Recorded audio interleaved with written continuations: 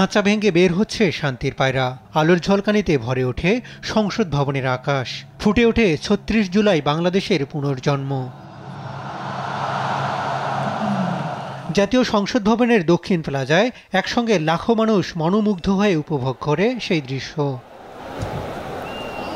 একে একে ১৯৭১ থেকে ২৪-এর অভ্যুত্থান, ফেসিবাদ পতনের অন্যতম চরিত্র বাহুমেলা আবু সাইদ আর পানিহাতে মীর মুগ্ধ ফুটে ওঠে আলো আঁধারের কারিশমায়।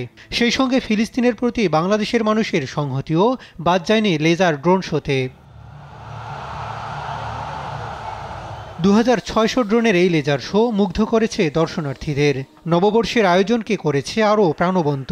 এমন ব্যতিক্রমী আয়োজনে উৎসবে মাতে শিশুরাও।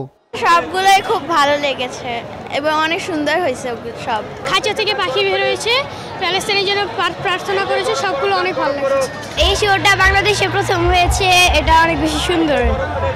ফেসিবাদ বিরোধী আন্দোলনের বীরত্বগাথার সঙ্গে বাংলাদেশকে নতুন করে জানতে এমন আয়োজন নতুন প্রজন্মের মনে প্রভাব রাখবে বলে মনে করছেন অভিভাবকরাও। অনেক দারুণ হয়েছে, অনেক অসাধারণ। এরকম তো এর আগে কখনো দেখা হয় নাই। এবারে এটা খুব ভালো লেগেছে, এই জন্য বাচ্চাদেরকে নিয়ে আসছি, ওরা খুব আনন্দ পেয়েছে এটা দেখে। প্রথম এরকম ড্রোন শো বাংলাদেশে এরকম যে হবে এটা চিন্তা করার কথা ছিল না, কিন্তু আলহামদুলিল্লাহ ভালো ছিল সবাই, আর বাচ্চারা খুব এনজয় করেছে এই জিনিসগুলো দেখে।